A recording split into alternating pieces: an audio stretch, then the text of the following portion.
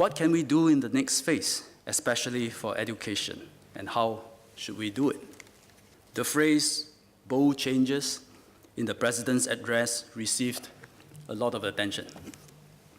While we should be bold, we should not be reckless, for this will undo what had worked, undermine the fundamentals of our system, and all this has helped serve our students well over the years. Let's not undermine that.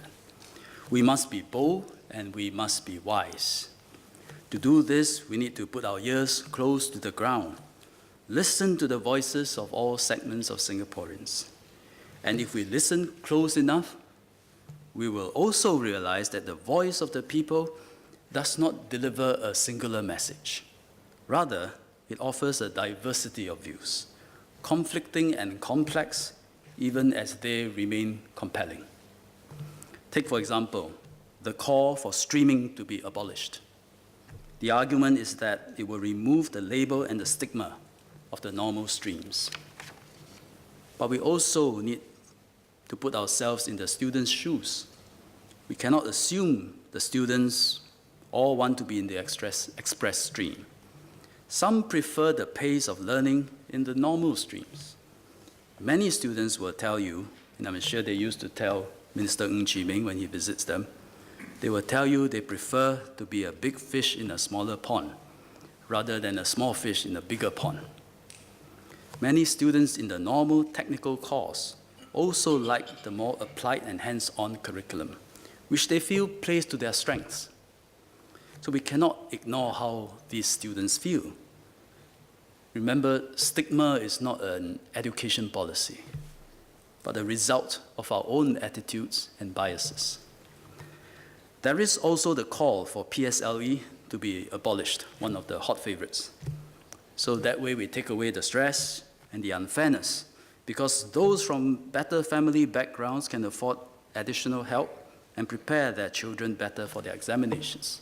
But if you speak to enough parents, you will also realize that many support the PSLE system, because the PSLE experience teaches their children to work hard and to demonstrate what they have learned throughout primary school years.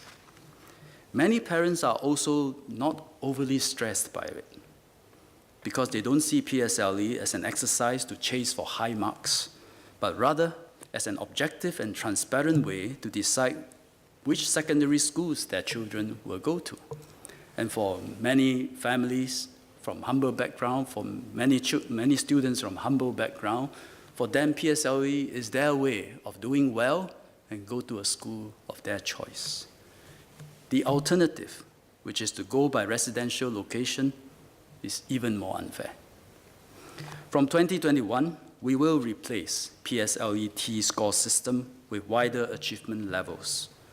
With this change, we will not differentiate students so finely for secondary 1 posting. If the scores are no longer so fine, how do we then allocate secondary school places? For students with the same scores, we will use tiebreakers.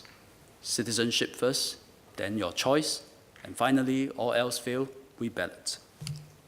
I'm confident that this will reduce the stress of students and help them enjoy learning more. This is a big step change, and it is coming in 3 years' time. We also heard many considered views and arguments on how we can improve the education system, better help the disadvantaged, and we have acted on them. We will see results in the coming years.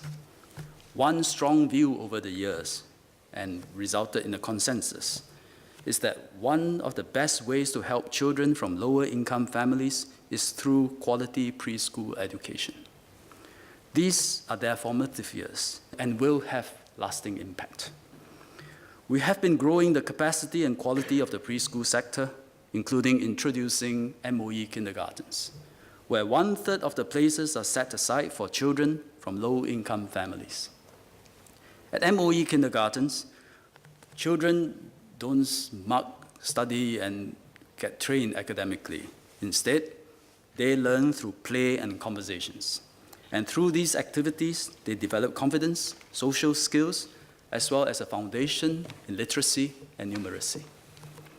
We heard the voices of people such as Ms. Denise Phua, who has always championed a program-based rather than class-based approach to cater to different learning needs and interests of students. And so we are ensuring more porosity between such classes and streams. For students in the normal stream, we introduced subject-based banding, where they can attend certain classes together with students in the express stream. We introduced the Polytechnic Foundation program, where good performing students in normal streams can articulate directly to polytechnics, and they did very well. I think more can be done in this area. We received so much feedback about stress in the system and too much rote learning. So over the years, our curriculum and pedagogies have continuously evolved and changed. Non-essential curriculum was cut down drastically. Long gone are the days where children are expected to do well just by memorization. Today, primary school students face their first examinations only at the end of primary 2.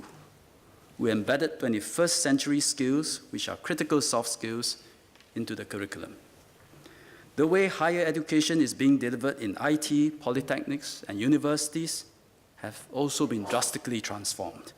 It is nothing like what parents remember them to be. We have also put in place more help for the young from vulnerable families. Kids Start builds all-round support for these children. The Ministry of Social and Family Development has roped in social workers, counselors, nurses, pediatricians, educators to provide holistic support to these children. The target is to help 1,000 children over a period of 3 years. That's the pilot program duration. In lower primary, we will continue our efforts, including through the Learning Support Program and through the program which is conducted in small groups of 8 to 10, we dedicate resources to help weaker students. This is why even though our student-to-teacher ratio is at the levels of other developed countries, MOE has refrained from implementing a general reduction in form class sizes. Smaller form classes across the board can be beneficial to students, but it will deprive weaker students of the more dedicated support that we are able to provide today. So embedded in our class size practices is also our social compact. After-school environments matter too. Students need a supervised and secure environment to complete their homework, study for tests, seek counsel and guidance. By 2020, there will be student care centers in every primary school. Admission policies greatly affect diversity in our schools. For primary 1 registration, 40 places in each school are set aside for phase 2B and 2C, which are for children who do not have prior direct connections to the school. From next year, secondary schools with affiliated primary schools will have to ring-fence 20% of the places for students without affiliation. We also work with many community partners. The major education and assistance programs are funded and run by government in an ethnically neutral way. Self-help groups come in, complement the effort by reaching out to vulnerable members of their communities and offer additional help. Finally, one of the best counter against inequality is skills future. If meritocracy is confined to academic excellence, success is defined narrowly as being a university graduate holding a professional or managerial position, then pathways will be limited, possibilities reduced, opportunities curtailed. There is a pertinent question in Chinese, no? 为什么要千军万马过一个独木桥? Why ask an entire army to cross the river using one plank, a single plank? Why can't we have many paths and many pathways to success? In Switzerland, 35% of youth go to universities, while the rest enroll in upper secondary vocational and apprenticeship training. Children, together with their parents, make those choices at a fairly young age, based on their talent and interests, with little or no stigma associated with any of the choices. The society respects everyone. Through Skills Future, we want to help everyone discover their strengths and talents, build the pathways to help them achieve skills mastery through lifelong learning and honing of their craft. We have made some progress. Today, we can celebrate our children choosing to be a coder, cybersecurity expert, chef, event organizer, creative designer, hospitality professional, nurse, early child educator, filmmaker, or craftsman. And they have to undergo the requisite training, not necessarily in a university. This is not the case 10 years ago. But a lot more needs to be done. We will have to develop even more pathways and opportunities within our education and our training system.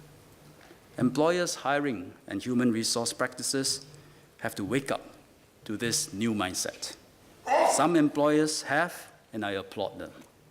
Societal mindset will take even longer to evolve and change. We will continue to improve our policies, and we will not stop at these measures. My invitation for ideas and suggestions remains open. From the multitudes of voices, we will discern that singularity of action, a choice that is right for Singapore, and one which we must explain well, persuade people, and be able to defend publicly. So bold moves need not always be major changes. They can be a change in the way of thinking, a spark to add to the Singapore flame. This has to be supported by an entrepreneurial attitude towards tackling problems such as inequality. We will actively look out for fresh ideas and try out new solutions. If we come across an interesting and promising approach, we will be prepared to consider it, develop it further, run a pilot program, and see how it works.